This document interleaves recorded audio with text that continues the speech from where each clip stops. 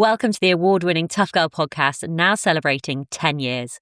I'm Sarah Williams, and every week I bring you stories from women in the world of adventure and physical challenge. Get inspired, stay motivated, and be part of a movement that's increasing the visibility of female role models, especially in relation to adventure and endurance. New episodes every Tuesday at 7 a.m. UK time. Support the mission at patreon.com/Tough Girl Podcast and dive deeper at toughgirlchallenges.com.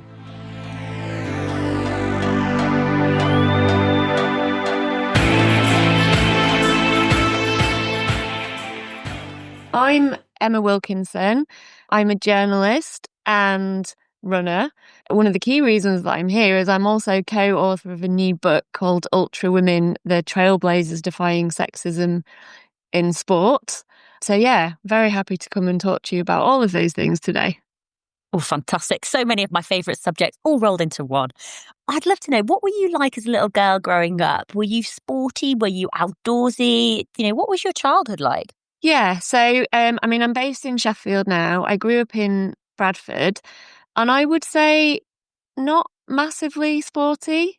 I was in the rounders team at school. I was quite active, I think, as a kid. We were always kind of playing out or on our bikes, or as a family, we would go for walks in the countryside and up hills and things. But I didn't do any running as a child, really, not probably until my later teens, and definitely not competitively. I was a bit asthmatic as a child. So yeah, running is something that I found in adulthood, I would say. I'm far more active now, I think, than I was as a child. What happened in sort of adulthood? Like, what either inspired you, or how did the running journey progress for you personally? Was it friends? Was it a run club? Was it watching the London Marathon? What was your sort of spark? Yeah, so I decided, I was in my early 20s, I'd always run a little bit, mainly as kind of stress release, just going for a little run, maybe 2 or 3 miles, quite enjoyed it. And I was watching the London Marathon actually on television, thought, you know what, I'd quite like to give that a go. And I remember saying this to my family and my sister and my kind of mum and dad, and them all just kind of laughing at me. They deny this. They deny this ever happened. Like, if someone tells me I can't do something, I'm going to work out a way to do it. So I started doing half marathons. My first one, I was living in London, but my first one was a Sheffield half marathon, and it was so terrible. I was so slow. It was awful. It was a really hot day. I threw up at the end. But from that first, it kind of just ignited this challenge in me. It's quite a personal thing, running, isn't it? It's like, right, so that took me over 2.5 hours. What can I do differently next time to make that easier or faster? And I kind of really quickly just started knocking the times down.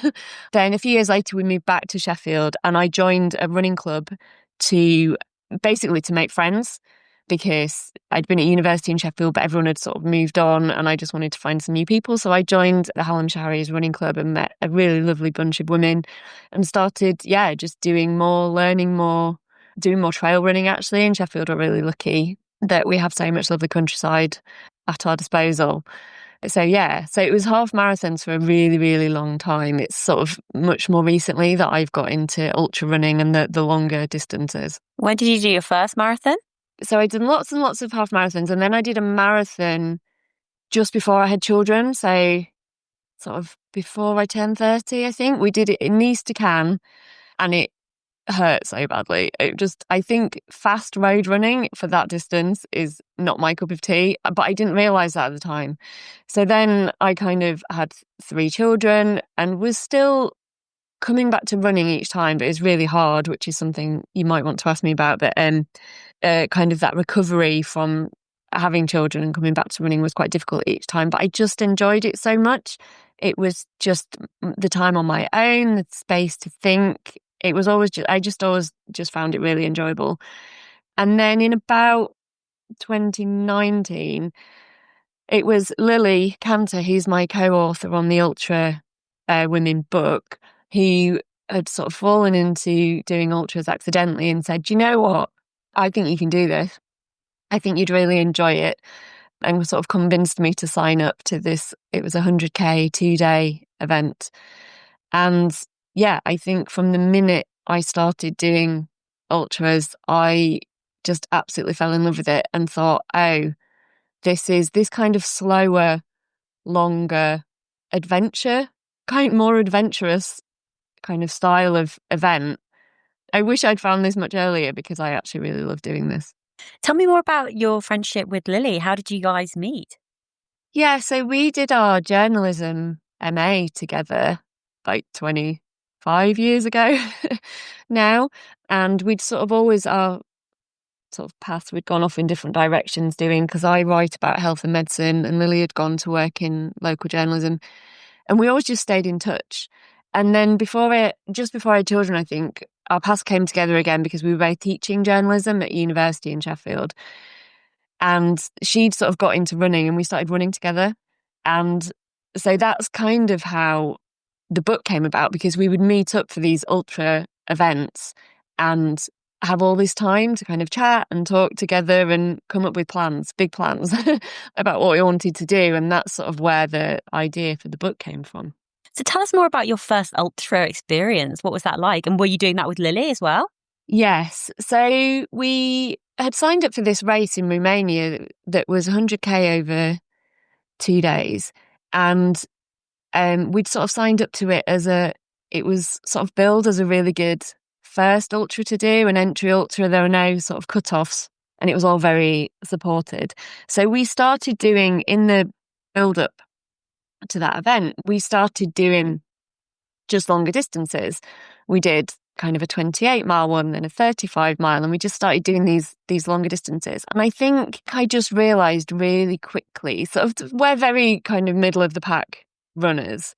But what we found was, when we started doing these, apart from the fact that everyone was so welcoming and friendly, and I just loved these events, was that when you're doing these longer distances, everybody walks a bit up hills. You've got no idea when you set out on one of these events how long it's going to take you. It's just more about, what do I need to do to get to the end? How am I going to finish? And you kind of have to tune in to your body and, do I need salt? Do I need fluids? Am I fueling correctly? All these kind of different things. And it was a real learning curve, I think. But that event in Romania never happened because of COVID.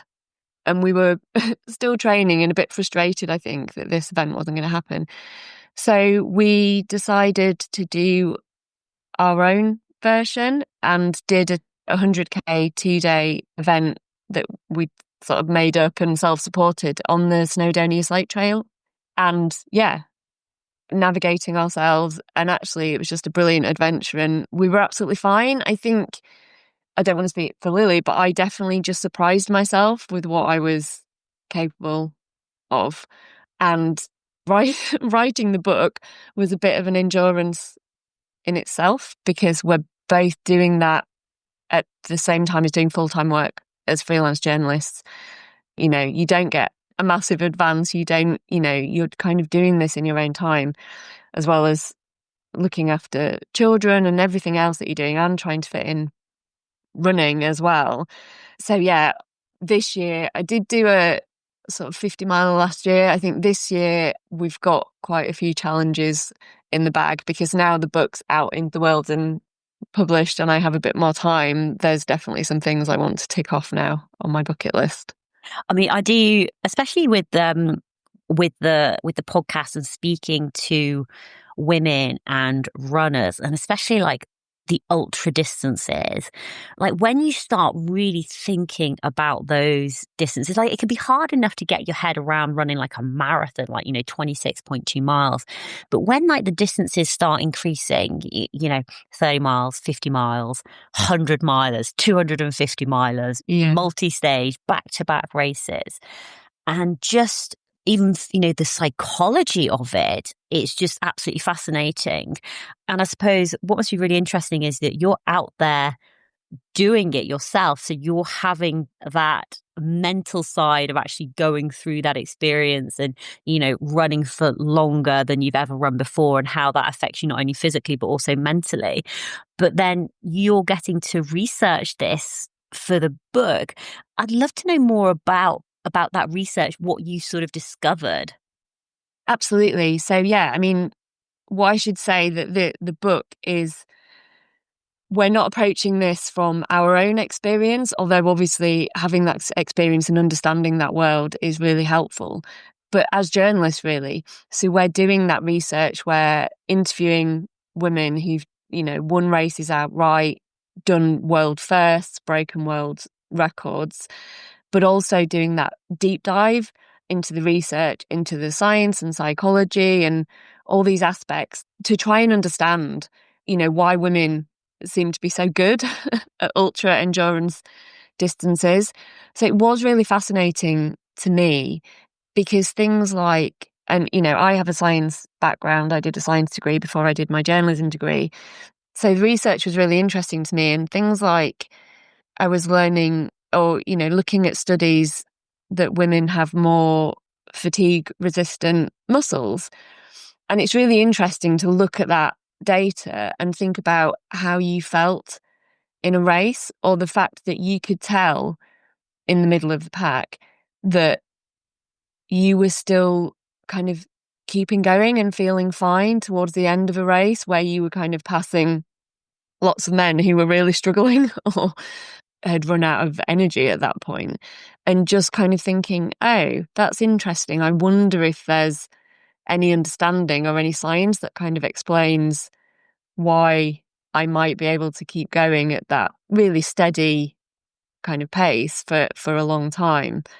And I think the book was just so inspirational in terms of so many of the stories were women just saying, I wanted to see if I could do it. It was sort of very personal challenges, but also had lots of setbacks along the way, but had taken those as learning points. So times when you perhaps DNF'd a race, or you'd set yourself a challenge and it hadn't worked out and you had to come back and sort of rethink about changes that you needed to make in order to improve or make something happen the next time.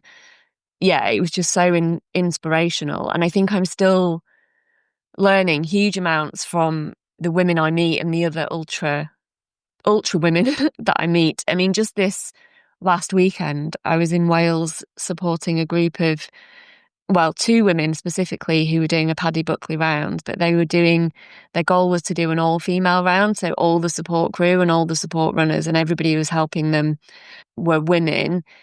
And I supported them with a leg on that. And they're so much more experienced than me, but so generous with kind of helping me and giving me advice and tips and things that had worked for them.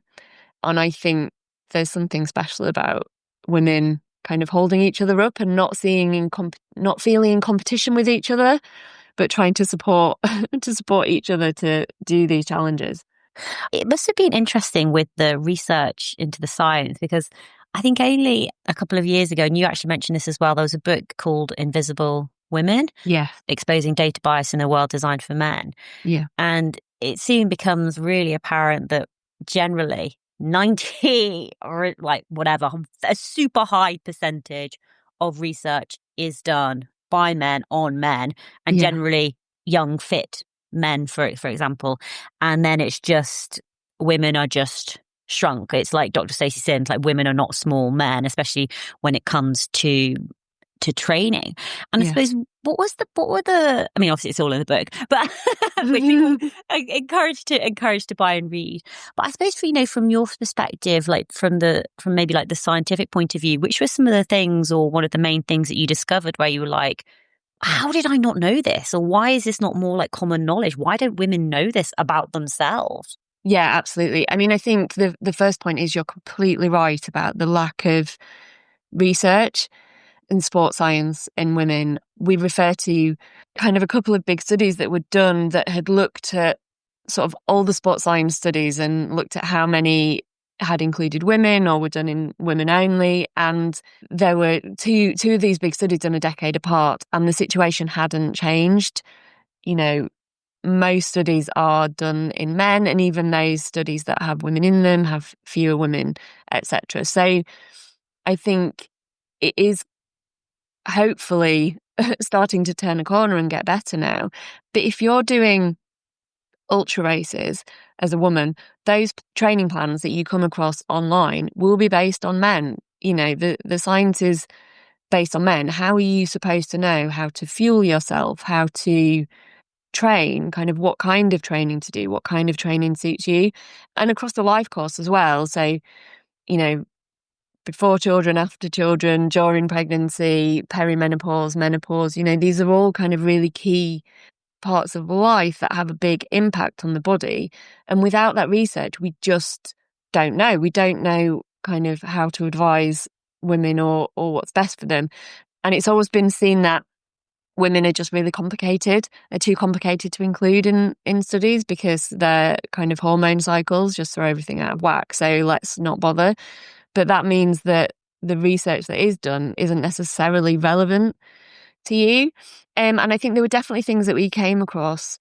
So the fatigue resistant muscles is one that I had no idea about. That research is quite fairly consistent and has been shown in lots of different types of studies. And they've also done studies in men and women, for example, at the end of UTMB, when the athletes have already run really long distances, and then they'll do tests on muscle fatigue. And basically the women have held up better, their muscles are less tired, and there's physiologically they also seem to have kind of sustained less damage in various different measures. But those studies have been fairly recent and done in a handful of women. So there may be 20 women here or 10 women there. And I think what it shows is there's this whole kind of field that's ripe for better understanding that could help everybody if we understood what was happening here. And, one area that we know so little about, but actually would be fascinating to understand more about, is recovery. So we have a couple of stories in the book of women who just seem to be able to keep going and do ultra after ultra.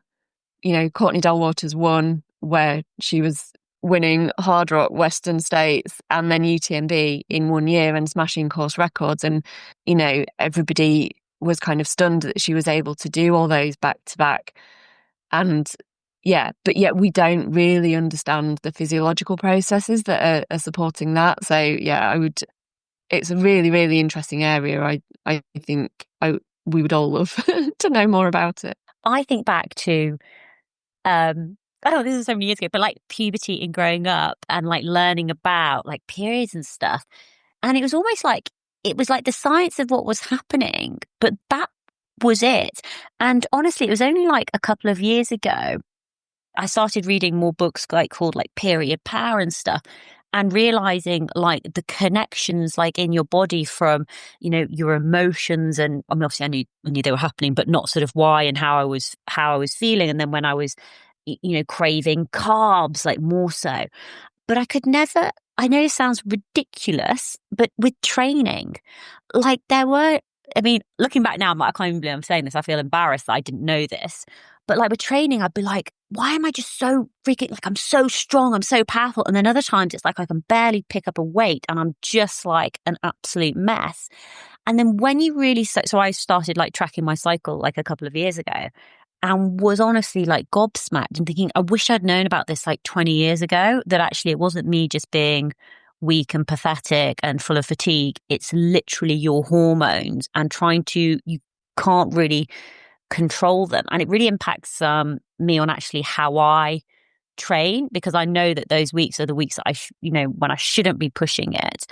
But I suppose from that perspective and, doing that research with the science, did that impact on how you train for your ultras? I mean, one thing that we came across quite a lot actually was women saying that they'd had to use a process of trial and error to understand how best to train for them, that a one size kind of fits all training plan wasn't going to be helpful. And I've really found that. And I think I've had to do a lot more strength and conditioning, and that's really helped. And actually doing really high miles isn't useful for me. I need kind of more recovery, I think, than a lot of plans would have you believe that you need. And I'm still doing those races and being absolutely fine, but kind of protecting myself in the long term. And I think with periods and cycle tracking, we've started to tune into that, you will feel differently at different times of the month. and how you train. I think the problem is that a lot of the data that we have can be quite contradictory, or we just don't understand enough. So we're not really at a place where we can give really detailed advice, at this part of your cycle, do this, etc., and that be relevant to all women. And, how does that change if you're on long-acting contraception, for example, or taking the pill? Like, there are all these factors that feed into that we don't fully understand. There are researchers now kind of really taking this head on. So Kirsty Elliott-Sale at Manchester Metropolitan University, for example, we talk about her research in the book, but also her guidelines for how to do studies and do them well while taking into account kind of fluctuating hormone cycles and profiles. So, I mean, one thing that I have a 14-year-old daughter, one thing that I really hope that she takes away from the book is that estrogen, we kind of always hear about testosterone as being kind of that powerful hormone that makes you strong, and that's the thing that means that you're going to win a race, for example. But I think when it comes to endurance, estrogen is like having a superpower, because it has all these effects in lots of different parts of the body. And we even go back and talk about evolution, like the evolution of that in the book. That means that women are good at, and well designed almost for the endurance aspect of it. And whether that's kind of how you utilize fat stores as fuel or the muscle makeup, there's kind of all different impacts in the body. And I think no one had ever told me that. No one ever told me that when it comes to endurance, estrogen is your superpower. And it's this kind of amazing hormone. No one had ever said, when it comes to stamina and really long distances, women, might be more capable than they think, because what you get from a really early age from your school days is that women are weaker and they're lesser. I see it in my daughter's cross country. From year 8, the distances for girls become less. So yeah, it's this kind of constant messaging, I suppose, that men can do more because they're stronger and bigger. But actually, what if there's parts of kind of athleticism that are actually we're really suited to? I think it's quite an empowering understanding for me that came out of the book.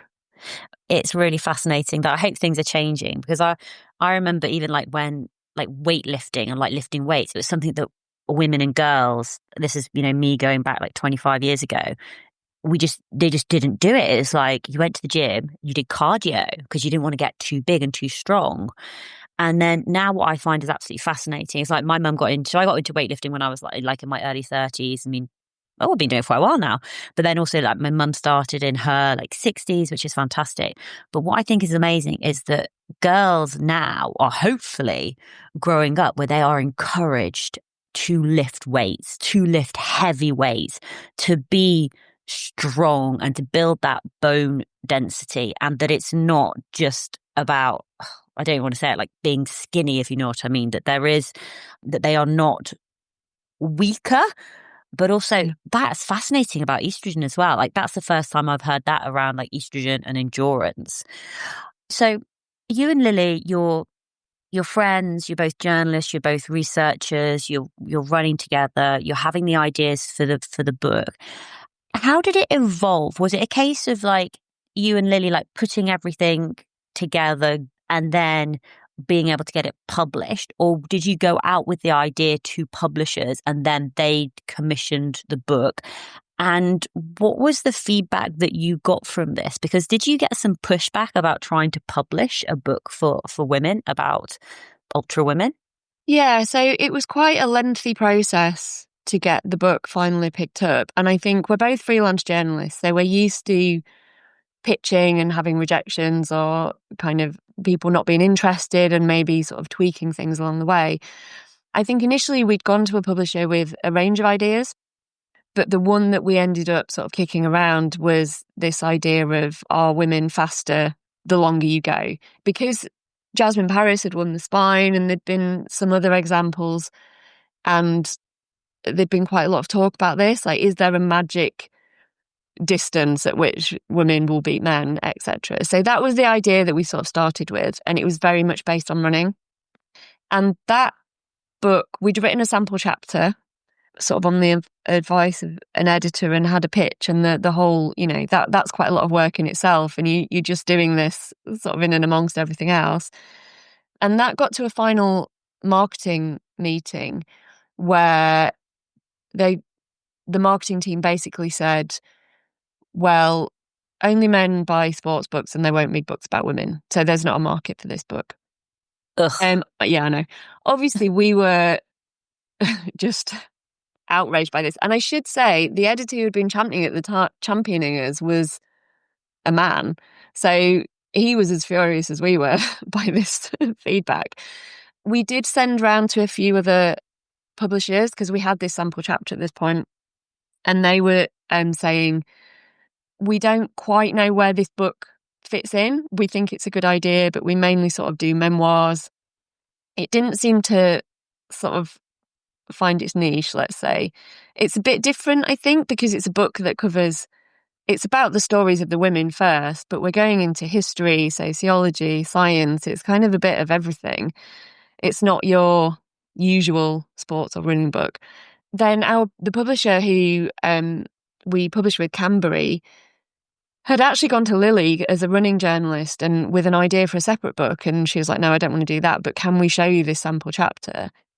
And straight away, they got it. They were really excited by it. And at that point, we expanded to cover lots of different sports. So we talk about cycling and swimming and adventure sport, and we made it kind of much broader. So yeah, I think once we had that publisher, we signed a contract really quickly. It all happened really quickly.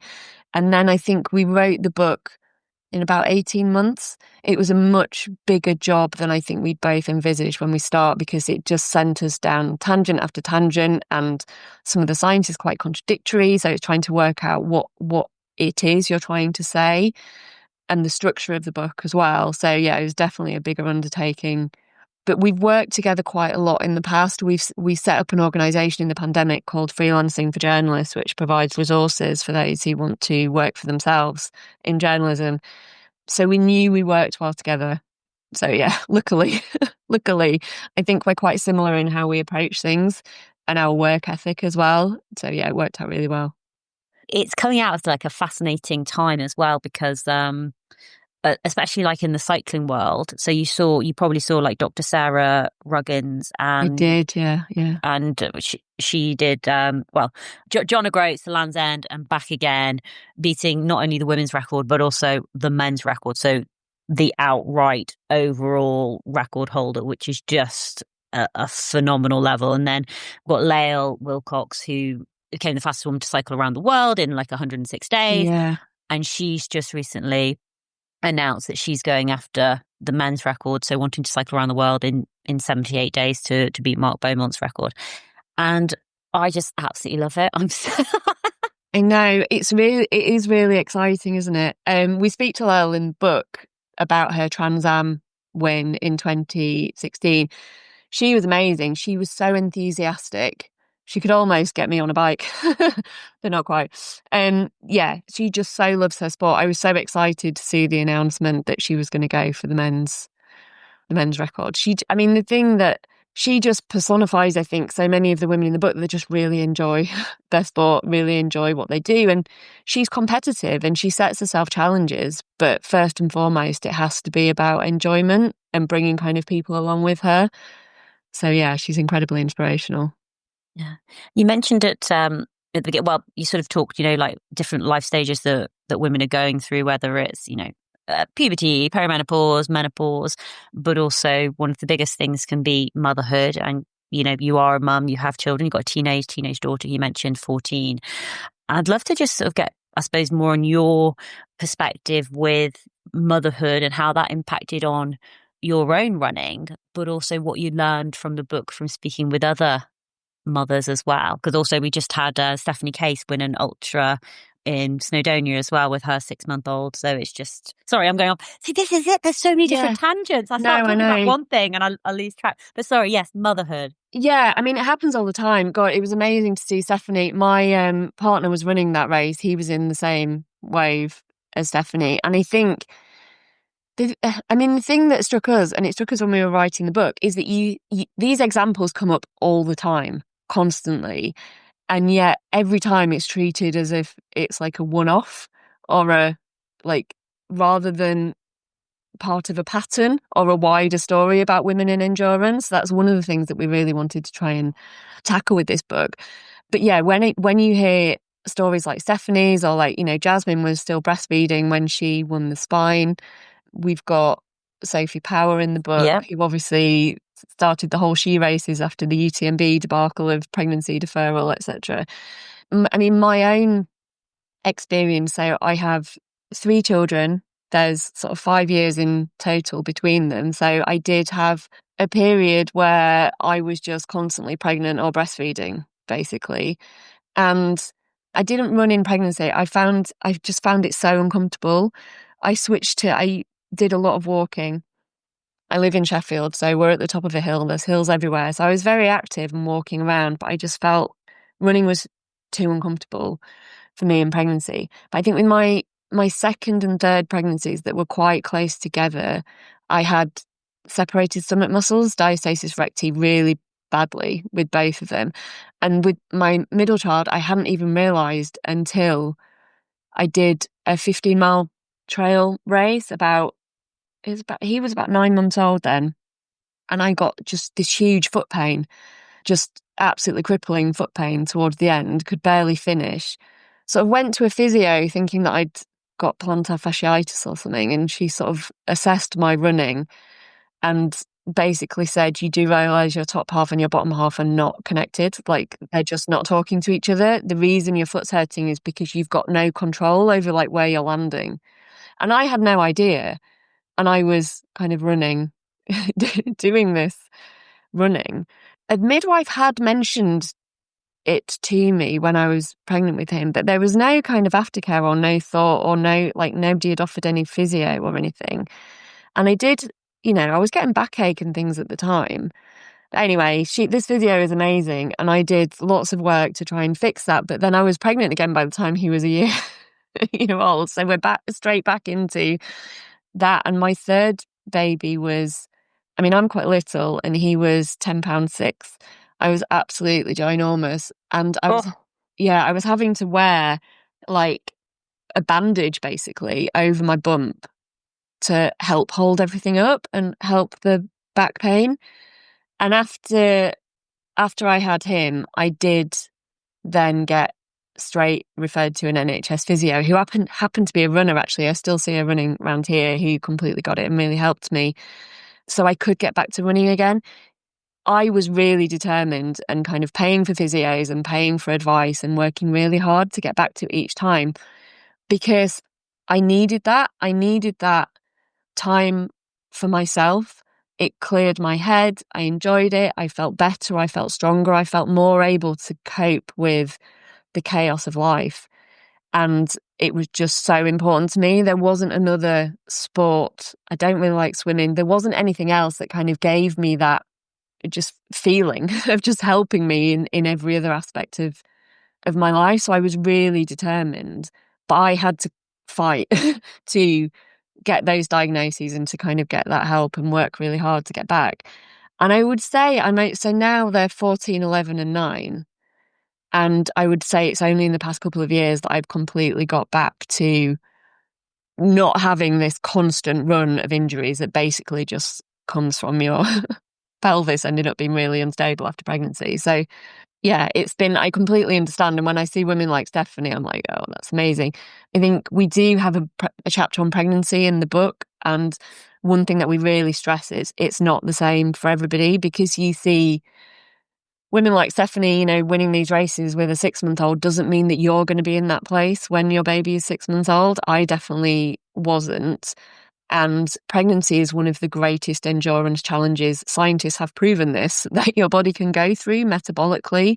It's up there with doing the greatest endurance challenges that there are. So yeah, just be kind to yourself, I think. But yeah, it was definitely a challenge to get back to running each time. Oh my God, 3 points. Women are just amazing. Yeah. Oh my God. You've grown a human, not even, and a placenta. Like you've grown a whole organ and a fetus and a baby and a child. And then I've read two interesting things this week which really stand out. One is I read that so the most, bit of a segue, but the most painful death that apparently a human can go through is being burned alive. The second most painful experience is apparently giving birth. And then I've also read that it can take 5 years for women's bodies to fully recover after, and that's sort of like the hormones balancing out, you know, all of that after childbirth.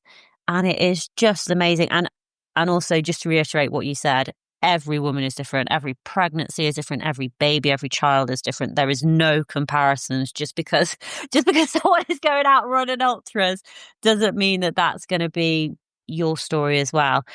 I suppose the word that's jumping out to me is pain, because that almost like crosses over two boundaries. You've got, you know, the pain of endurance, whether that's the pain of giving birth, but also the pain and the suffering. It always sounds a bit pathetic, like when you're like running an ultra, but there is pain and there is suffering when you're on ultra running journeys, when you're having to push past your physical, your mental, emotional limits. Very similar to what you shared with regards to like sort of childbirth. Yeah.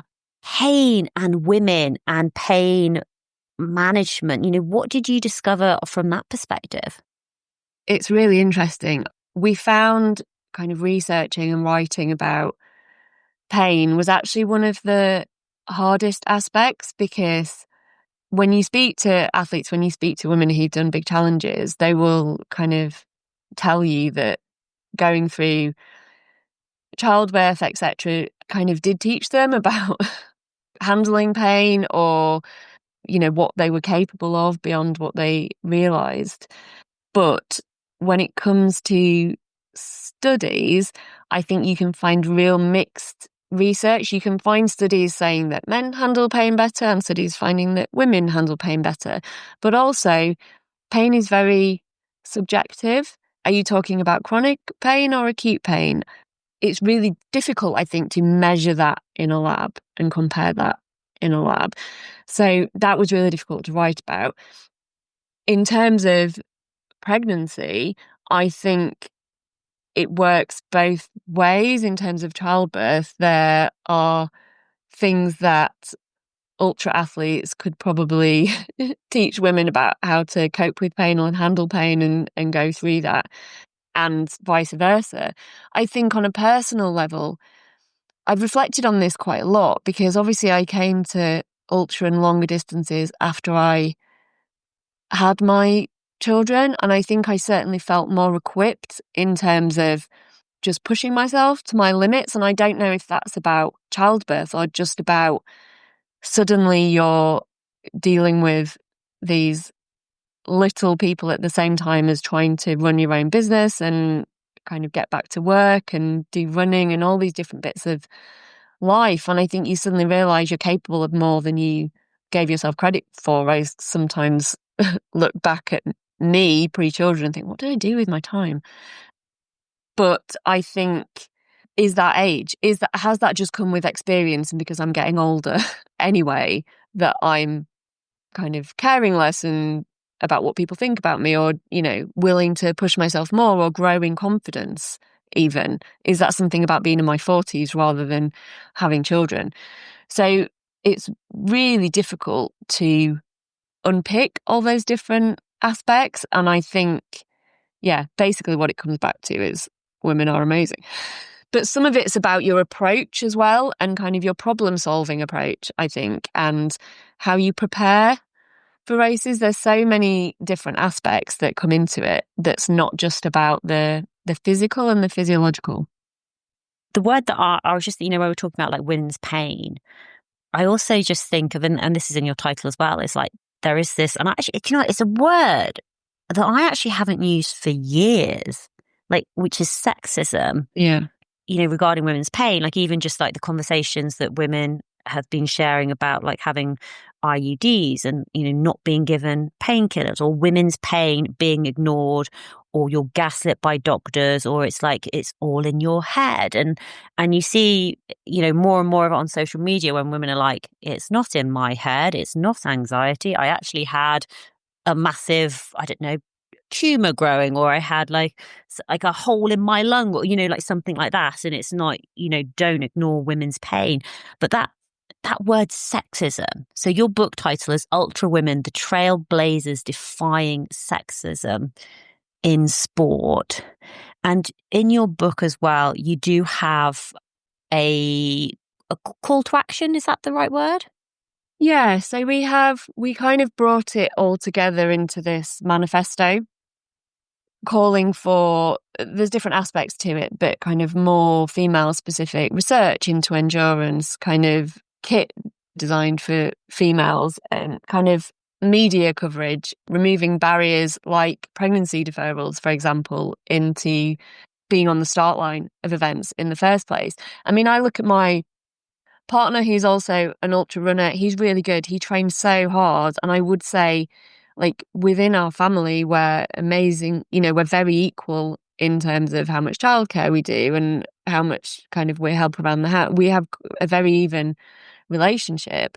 But he didn't have 6 years of growing and giving birth to children and breastfeeding in the middle of suddenly, trying to keep running and trying to keep going. So there are barriers that are specific to women. And we see this in ultra because there are not as many women doing it.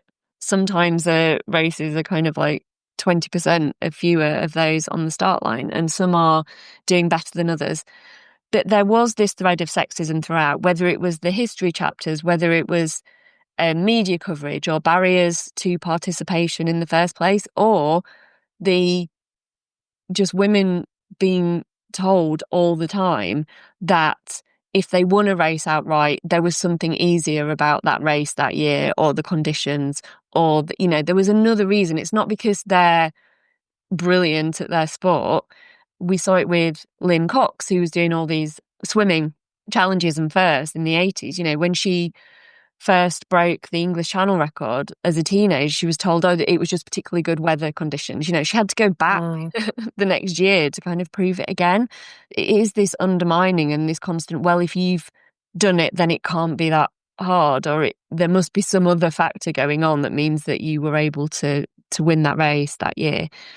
So it does all come back to sexism. And you're right, it is quite an old-fashioned word, isn't it? But it just still persists. It's just amazing. And I think Lily and I obviously were always aware of it, but now through the book, you start to see it everywhere. You start to see it in kind of how races are covered, who's there on the start line, kind of access. I mean, even with the example of Stephanie Case that we've already talked about, she is a very accomplished, amazing ultra runner, but because she'd been through this journey of having fertility treatment and then her child, she'd not competed for about 3 years. So she was in the back in the third wave, kind of having to battle through everybody. So you do see it all the time. And I think through writing this book, we've become super alert to it now. You see it everywhere. When I first started the Tough Girl podcast, one of the reasons was, my mission is to increase the amount of female role models in the media, especially in relation to adventure and physical challenges. And I think I always used to ask about it, like, maybe I didn't use the word sexism, but like, or maybe I did, like, have you experienced it? And it got to the point for me where I knew the answer was always going to be yes. And so I think I just stopped asking about it and focused on other, like, it was almost like, I'm just so sick and tired of hearing about sexism that actually I just want to focus on areas that women can control more, like things that they've got like power over. I actually need to do some really deep thinking about that, actually, because it is really, really fascinating. But another word that often gets linked in with women as well is around confidence. And especially around running, because there was actually a point where, like, I'd be speaking to runners and and I think I stopped asking this question as well, like, do you call yourself a runner? And there were women who'd run marathons, ultra marathons, and they were like, well, no, I'm not, I'm not really a runner. Then the confidence piece around women signing up to ultras and or taking on new challenges. And I believe part of that stems from role models, women be able to see like other women doing it. And that's why your book is so important for other women to say, actually, women running ultras, like, yes, this is a thing. But I'd just love to get your perspective around that word, like confidence and women and running. Yes, I think this is a really important part of it. And one of the reasons that we wanted to write the book in the way that we did is to help inspire and grow confidence. It's something that I'm, really conscious of with my 14-year-old and want her to be confident to kind of do sports and give things a go, even if they seem hard. But we don't always give that same advice or kindness to ourselves. When the book came out and we were being described as journalists and ultra runners, my immediate thought is that imposter syndrome comes in. I was like, oh no, don't call me an ultra runner. I've only done a few of these. I'm nothing like the women in the book. But at the same time, I have done lots of ultra events. So yes, I am an ultra runner. I have to give myself that talk, never mind anything else. I know lots of women who are runners who've done half marathons, marathons, who run all the time, who are really good, who say to me, I can never do an ultra. I don't know how you do it. How do you find the time? And they 100% could do it. I think that's why races. So I'm doing the She Races Trail series in the Peak District, 50k in August.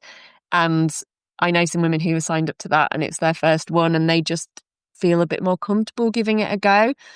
I really hope that this book helps women to see that that you can take on challenges, whatever that challenge is for you, and you can do these things. And yeah, I think those of us who are in this world, who've done those events, need to provide that support and guidance and reassurance and boost the confidence of those who are curious and think, could I do it? Could I give it a go? And if that comes out of the book, then I would be really, really happy. I really wanted to whisper then, like, yes, you can do it. You can do it. This is the voice in your head telling you to sign up for that ultra. Of course, yeah. Emma, how can people connect with you? Where are you most active on social media? For the running stuff, probably on Instagram, where I'm Emma W Journo. I'm also on Blue Sky a lot these days, and there's quite a few runners over there. I kind of joined that from my other work, where I'm Emma Journo on there, but I do get quite a lot of running interaction on there. So if you're on there, you can come and find me there as well. Awesome. I'll make sure that I add the links to your Instagram and to Blue Sky as well. But Emma, I'd love for you to have the final words of advice that you would like to share that maybe have had an impact on your life. And apart from just do it, you can take it in any other direction that you would like. Don't put limits on yourself. If you want to do something, have a go. I think the really common theme of everyone we spoke to in the book and all these amazing stories across swimming, cycling, running, adventure racing, all these different challenges, were women who just wanted to see if they could. They just wanted to see if they could, and they did. So why not? Why not give it a go? Why not? Don't put limits on yourself. 100%. Emma, massive congratulations on the book that you and Lily have written. Incredible achievement, and it's so important to get these stories out there in the world. Thank you for all the research. Thank you for all the writing, and thank you for sharing more women's stories. Thank you for having me on. It's been great.